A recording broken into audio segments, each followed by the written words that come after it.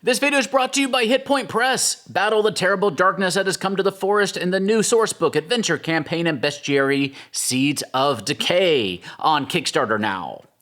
And by Steamforged Games and their Epic Encounters series. Each box features a complete adventure with minis, maps, and a module. Use our link below the video to see all the Epic Encounter adventures. Hello and welcome to the Gallant Goblin. Today we are continuing our review of the new Storm King's Thunder boxes from WizKids. Here we have box number 2 featuring King Hecaton's daughters, Princesses Nim, Mirran, and Serissa, plus 2 humans, Kella Darkhope and Pow Ming. Many thanks to WizKids for sending these to us to review with you. If you're looking for female Storm Giant minis, you have come to the right place. I'll try to tread lightly on spoilers here, but consider this your friendly spoiler warning, sweetie.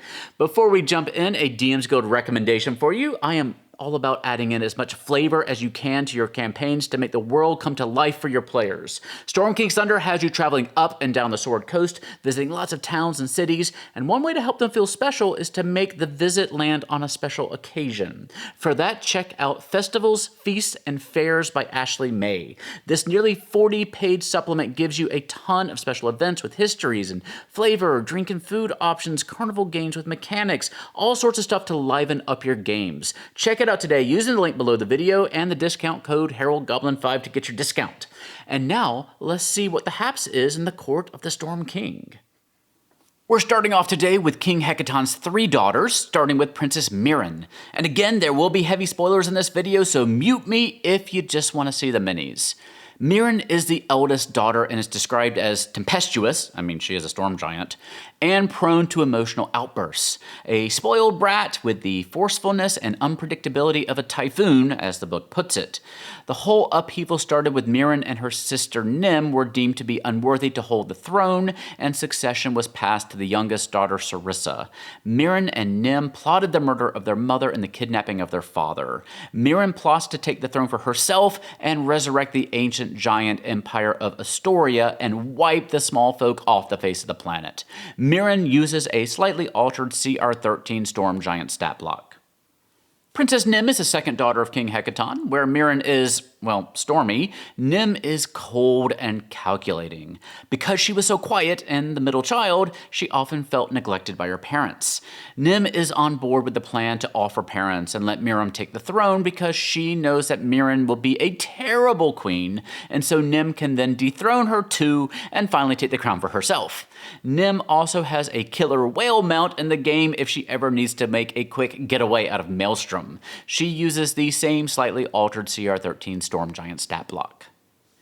Finally, we have Serissa, the good daughter. She reluctantly takes the throne after her mother's murder and her father's disappearance, knowing that her sisters despise her, but never imagining that they had anything to do with what happened. Serissa is being pulled in all directions as the acting queen. While she wields the awesome magical power of the Wormskull throne, she has one advisor, Uthor, advising her away from negotiating with the small folks, while she has a fondness for them, and her other advisor, Emrith, secretly wants the giants and the small folk to annihilate each other. She also uses a CR13 Storm Giant stat block, though while she has the power of the Wormskull throne, her CR is probably a little bit higher. Each of these giant minis comes on a huge size base. Now onto our medium-sized minis, starting with Kella Darkhope, a somewhat undercover Zentarum agent who was scoping out Nightstone when the Cloud Giants attacked prior to the start of Chapter 1. Her mini looks a bit more sweet than the art and her character bio would lead you to believe. The characters will stumble upon her in Chapter 1, and it's up to them to suss out her true motives. This mini could also be easily used as a generic town person. She uses a CR1 spy stat block. And finally, we're wrapping this set up with Pow Ming, Lord Casper Dryland's wizardy banker and chief of security on the Grand Dame riverboat in Yartar. She comes armed with a robe of serpents, which is an uncommon magical robe emblazoned with stylized serpents, which she can bring to life as giant poisonous snakes. Where the Darkhope mini was pretty generic, it doesn't come much more specific than this. Great unique mini here. Pow Ming has an altered CR6 mage stat block.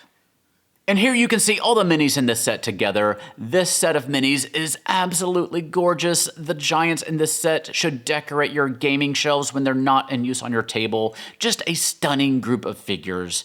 And here are the first two sets together. And for box number 2 here, it is the first time we've gotten minis of any of these characters. While the princesses all have rather fleshed out roles in the adventure, if you do have these minis, again, I would consider expanding their part in the drama even more. You're going to have the entire royal court, minus one important figure that we'll talk about with box number 3. So absolutely go all out on your storytelling and politicking when your players reach Maelstrom in chapter 10. If you haven't run a heavy political game before, I think this is a great chance to get your feet wet in that genre. Your players could have a lot of fun manipulating, forming alliances, sussing out relationships, and pitting people against each other. And it's also much more exciting when they're enormous giants who can stomp them into the ground if they make the wrong move. As for the medium minis, they're great, but I do wish they had bundled the Nightstone characters, Zulkin and Darkhope, in one box, and the Grand Dame Yartar minis, Lord Dryland and Pow Ming, in the other. Let me know what you think about this set in the comment section below. Like set 1, Icons of the Realm, Storm King's Thunder, box 2 has an MSRP of $89.99, but you can find it for about 10% off if you shop around a little bit. It should be hitting store shelves in February 2022. Be sure you're subscribed to the channel to see our review of box number 3 here very soon. Now, last time we talked about Hall of the Orc King, the Epic Encounter box from Steamforged Games that you could drop right into your Storm King's Thunder adventure here to have an exciting adventure in Icewind Dale with some awesome new minis and settings. That box leads up to Cavern of the Frost Giant, which contains my personal favorite mini out of all the Epic Encounter boxes. Just look at that Frost Giant. This box contains that mini plus a very cool double-sided cavern map and a book to teach you how to run a cinematic boss battle with a Frost Giant. If you are playing Storm King's Thunder, I highly recommend picking up this box because it will walk you through how to make your giant combat encounters memorable and fun. Many of the giant stat blocks, as written in the book, are a little bit basic, not giving you a lot of room to get creative. This book will teach you how to solve that problem. Check it out and let me know what you think. That's Cavern of the Frost Giant, the Epic Encounter box from Steamforged Games. Learn more at the link in the doohickey below. And don't forget to check out Seeds of Decay's Kickstarter from Hit Point Press.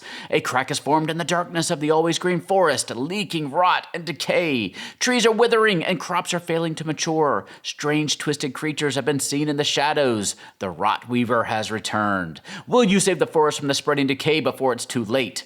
Seeds of Decay is a brand new level 1 to 8 adventure for 5e that brings you into the dark, whimsical world of the Daubers. One of the most exciting features of the book is the new modular contraption building system that they've introduced. In their most recent Kickstarter update, they give you a deep dive into the system where you can design and make your own traps, weapons, tools, and equipment. You can even build your own familiar. Seeds of Decay also features 30 plus new spells, 30 plus fully illustrated items, more than 60 new monsters, 10 new playable races, and the ability to design your own playable forest animal species, new classes, subclasses, feats, and more. Go check out Seeds of Decay right now using the link in the eye in the corner of the screen or in the doohickey down below. And thank you for watching today. Don't forget to check out festivals, feasts, and fairs on DM's Guild using our link below the video and the code HeraldGoblin5. You can check out Queerfinder, our new Pathfinder supplement at queerfinder.org, and you can sign up to be notified when we launch our Kobold Plush Kickstarter at koboldplush.com. And thank you for subscribing to the channel and liking our videos. All those things really help us grow our audience. You can also find us on Twitter, Facebook, and Instagram. For now, stay safe, stay warm, have fun, love each other, and I'll see you next time at the Gallant Goblin.